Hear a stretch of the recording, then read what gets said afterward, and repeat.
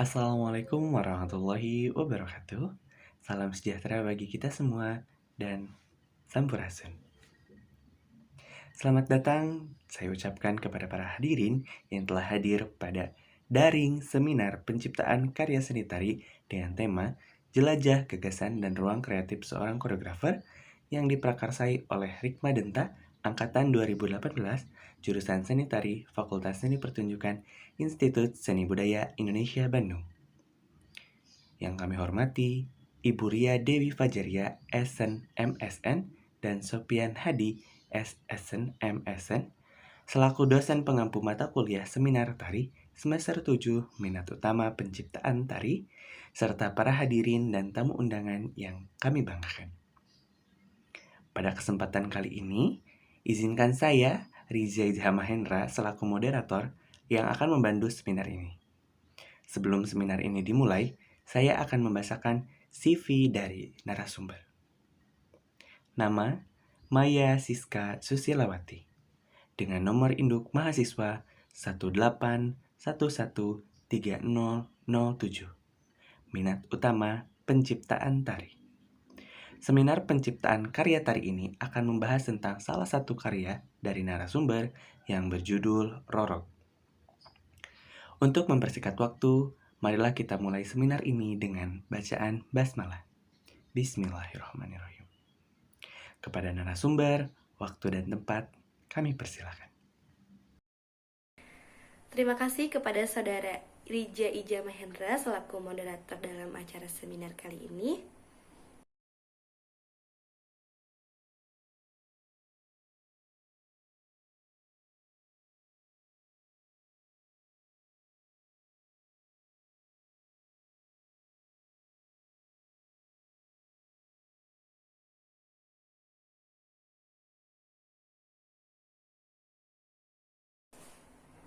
Halo, Assalamualaikum warahmatullahi wabarakatuh. Perkenalkan, nama saya Maya Silawati dengan NIM 181113007. Pada kesempatan seminar kali ini, saya akan memaparkan mengenai konsep garap penciptaan tari dengan judul Rorog. Kata Rorog merupakan sebutan atau panggilan bagi Makarnelis yang merupakan salah satu seorang ronggeng belentuk Lampung yang ada di Kabupaten Subang. Rorog atau sarorog sendiri dalam Kamus Bahasa Sunda memiliki arti suatu atau satu baris sawah yang terdiri dari beberapa petak. Menurut pemaparan beliau, asal mula beliau disebut sebagai si Rorog karena konon katanya beliau sebagai seorang ronggeng belentuk kampung yang menjadi primadona pada masanya saat itu. Jika ada seorang pria yang menginginkannya atau mendekatinya, ia akan terus-menerus memeras hartanya sampai menghabiskan beberapa petak sawah atau beberapa baris sawah.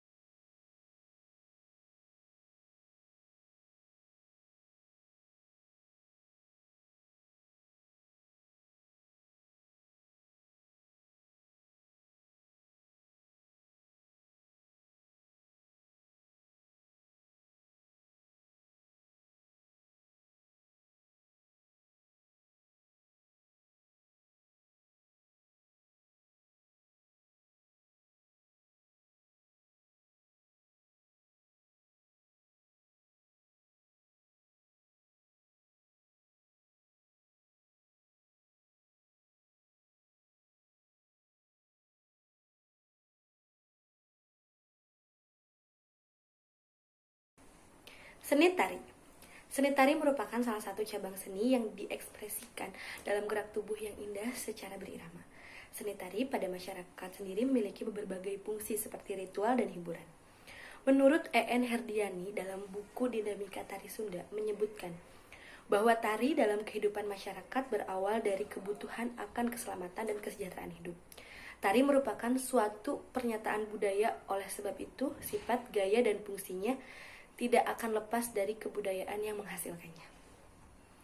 Berdasarkan perbedaan perkembangan pada setiap daerahnya, seni dapat menimbulkan keragaman budaya yang mampu mencerminkan Indonesia sebagai bangsa yang berbudi luhur.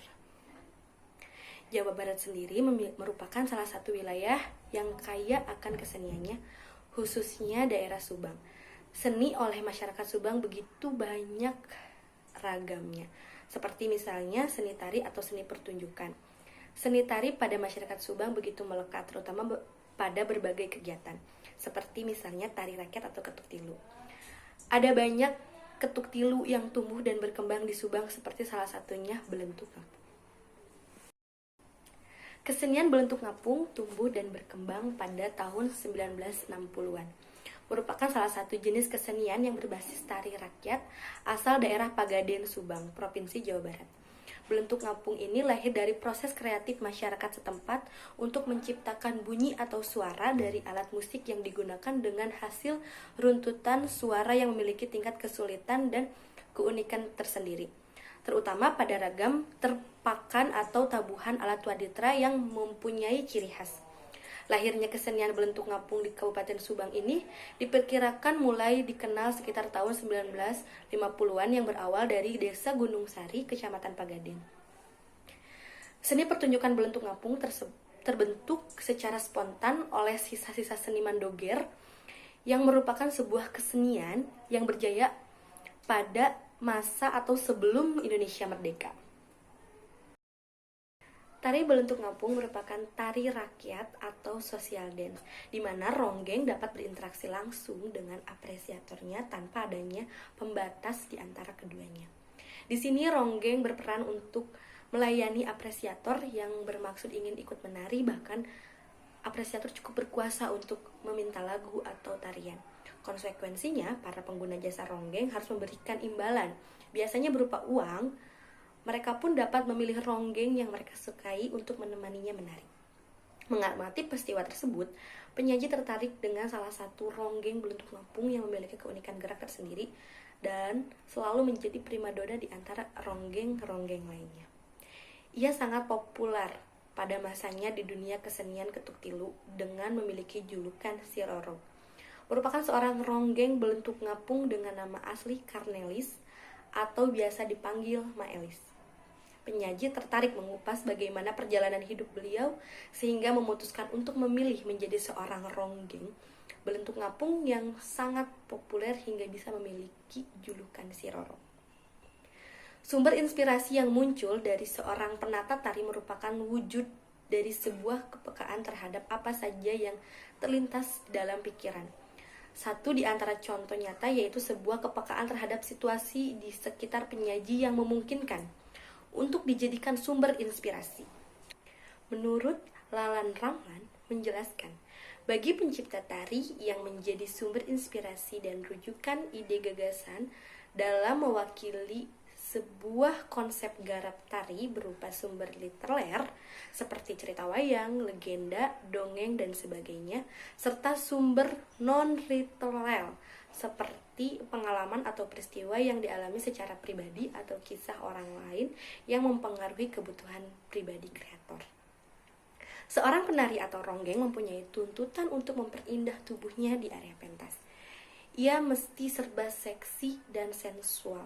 Keindahan tersebut berhubungan dengan juga kodrat wanita yang sering dianggap sebagai objek yang memancarkan daya kekuatan, pesona dengan memperlihatkan bibir lebih penuh, alis mata lebih tipis, kulit lebih lembut, tidak ada bulu di wajah, payudara yang besar dan montok, pinggang yang lebih ramping, dan pinggul yang besar.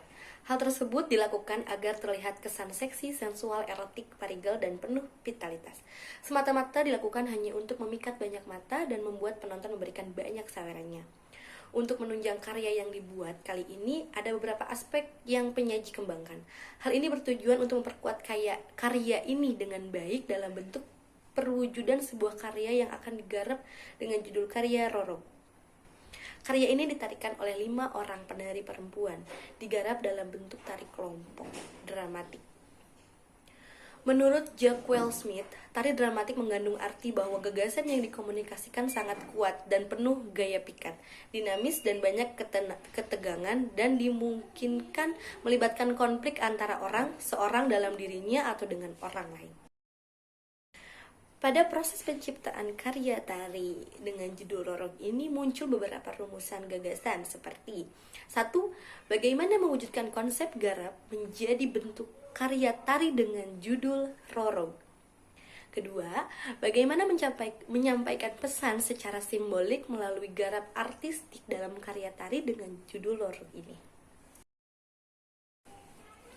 Dalam mewujudkan garapan ini, penyaji menggunakan teori dari F.X. Sutopo Cokro Hamijoyo yang menyebutkan bahwa dalam menggarap sebuah komposisi tari, orang dapat mempergunakan atau memperbendaharakan pola-pola gerak tradisi yang telah ada sebelumnya atau dilakukan berdasarkan pencarian dan mengembangkan gerakan yang belum terpola sebelumnya.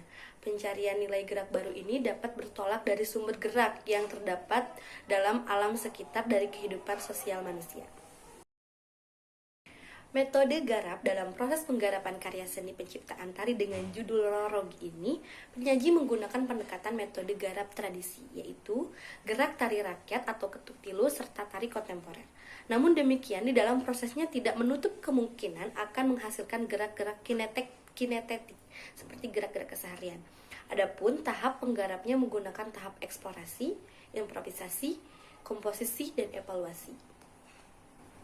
Adapun sistem penyajiannya menggunakan metode deskriptif analis dengan langkah-langkah eksplorasi, evaluasi, komposisi sehingga menghasilkan kemasan-kemasan bentuk pertunjukan garap tari yang baru. Karya tari dengan judul Rorog ini hanya menggunakan 5 penari perempuan sebagai bentuk dari implementasi karya tentang ronggeng ini. Adapun alasan penyaji menggunakan angka atau jumlah ganjil pada garapan ini karena jumlah ronggeng pada kesenian bentuk apung biasanya berjumlah ganjil. Selain itu, angka ganjil juga dipercaya dapat membawa keberuntungan bagi setiap beberapa masyarakat di daerah Pantura. Pada karya ini, vokabuler gerak yang digunakan ialah gerak tradisi dan gerak non-tradisi yang dikembangkan sedemikian rupa, sehingga menciptakan bentuk-bentuk gerak baru. Selain itu, pula ada percampuran gerak antara gerak khas dari tari belentuk ngapung, pencaksilat, ketuk tilu, dan gerak-gerak jaipongan yang dikemas menjadi sebuah sajian bentuk gerak baru. Berdasarkan pemaparan dari latar belakang, dapat dirumuskan sebagai beberapa ide atau gagasan untuk menyusun peluang garap gerak yang akan disajikan dalam bentuk tarian kelompok. Beberapa unsur yang digarap, diantaranya desain koreografi, iringan karawitan, dan artistik pendukung tari. Pada desain koreografi, penyaji akan mengembangkan dan menambahkan gerak tarian di bagian tertentu tanpa menghilangkan gerak pokok aslinya. Penyaji akan menggarap pada bagian awal, tengah, dan akhir, meningkatkan kesatuan ruang, tenaga, dan waktu. Adapun adegan 1 yaitu menceritakan seorang perempuan yang berparas cantik dan memiliki badan yang indah hingga memutuskan untuk menjadi seorang ronggeng dalam pertunjukannya. Ia menjadi salah satu ronggeng yang menjadi primadona bagi para pamogor sehingga ia selalu mendapatkan banyak saweran. Merasa dirinya dapat menghasilkan uang dengan mudah, ia memanfaatkan peristiwa tersebut dengan terus-menerus memoroti harta salah satu pamogor.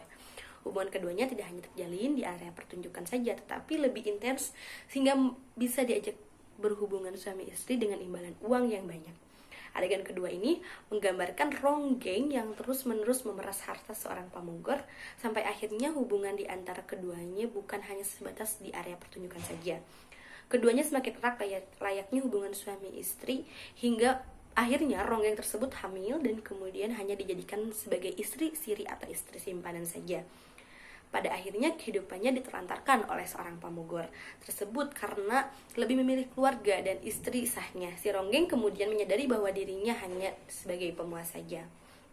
Adegan ini menggambarkan terpuruknya ronggeng yang hidupnya ditelantarkan. Kemudian ia harus berjuang sendirian untuk melahirkan dan membesarkan anak yang dikandungnya dengan menghadapi berbagai tekanan yang ada di lingkungannya. Adegan ketiga atau adegan terakhir menggambarkan penyadaran dan penyesalan dirinya terhadap apa yang ia lakukan sebelumnya hingga ia merasa kesepian meratapi nasibnya. Setelah berhasil melewati masa sulit dalam hidupnya seorang diri hingga akhirnya ia pasrah dengan keadaan. 2. Karawitan iringan tari. Iringan dalam tari adalah suatu pola ritmis yang dapat memberikan makna, struktur, dinamika, serta kekuatan gerak pada tari. Gerak tanpa musik rasanya belum lengkap, walaupun musik yang dihadirkan dalam unsurnya saja.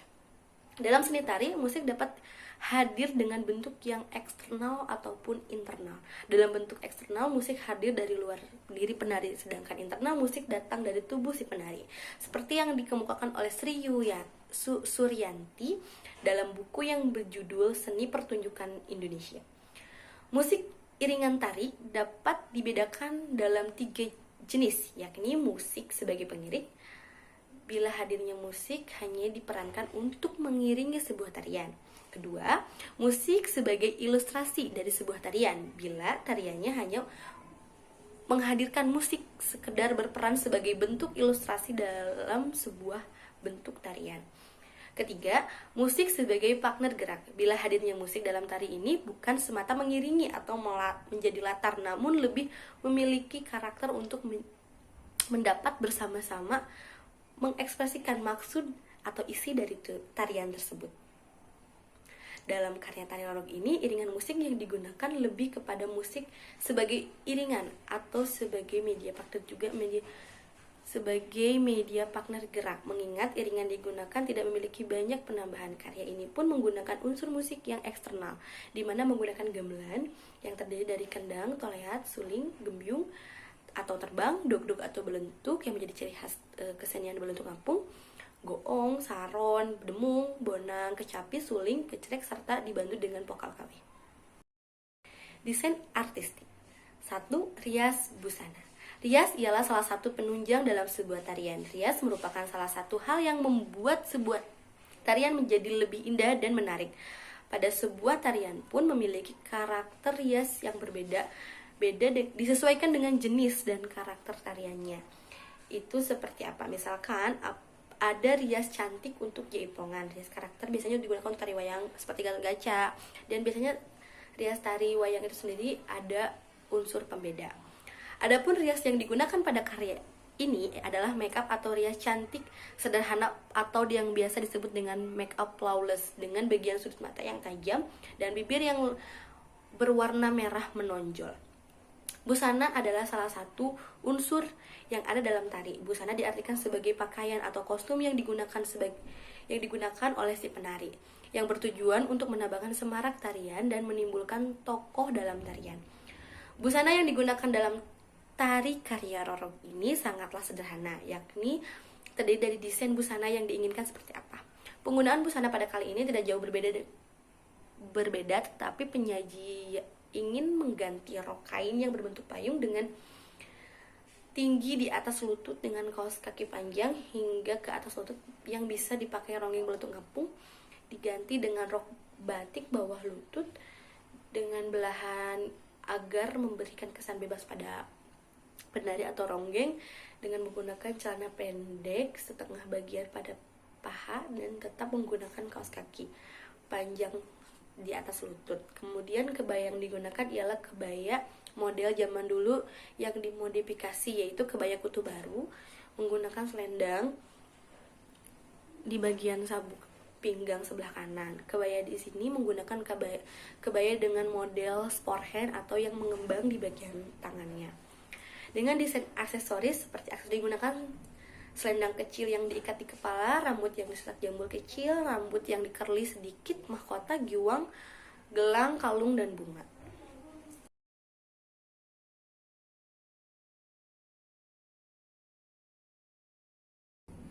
Sekian pemaparan saya mengenai konsep gara penciptaan tari dengan judul Rorog ini. Terima kasih atas segala perhatiannya. Saya kembalikan lagi kepada moderator. Wabillahi taufiq wal hidayah. Wassalamualaikum warahmatullahi wabarakatuh. Baik, terima kasih kepada Saudari Maya yang telah menyampaikan materinya serta paparannya yang sangat begitu jelas ya tentang karya tari yang berjudul Rorog. Namun sebelumnya izinkan saya Rizia Jahmahendra untuk menyimpulkan pemaparan materi dari Saudari Maya tadi.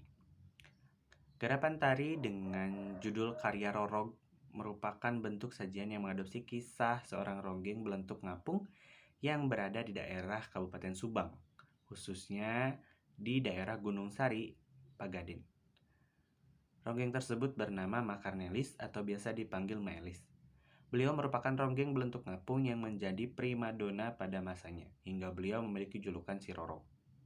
Kata rorog sendiri dalam Kamus Besar Bahasa Sunda merupakan sawah yang terdiri dalam beberapa bagian. Bagian petak atau satu barisan sawah yang memanjang. Rorog sendiri merupakan julukan Makarnelis sebab dulu jika seorang pamogor yang tertarik padanya sebelum hartanya habis, dalam artian sampai menjual semua sawahnya, ia tidak akan melepaskan dan terus akan memerasnya. Hal tersebut kemudian yang menjadi minat utama pada garapan ini yang akan dikemas dengan tarian dramatik yang akan ditarikan oleh 5 orang penari. Bentuk garapannya mengadopsi dari gerak-gerak tari rakyat, ketuk tilu, pencak silat, dan jaipongan hingga gerak kinestetik yang melalui tahap gerak eksplorasi, improvisasi, komposisi, dan evaluasi sehingga menjadikan sebuah bentuk sajian garapan yang baru. Sekian presentasi dari seminar karya tari penciptaan tari ini. Saya Riza Hamendra selaku moderator mengucapkan terima kasih yang sebanyak-banyaknya atas kehadiran dari semua tamu undangan serta para hadirin yang hadir pada seminar karya tari ini. Saya Riza Hamendra selaku moderator, izin pamit undur diri. Terima kasih. Assalamualaikum warahmatullahi wabarakatuh.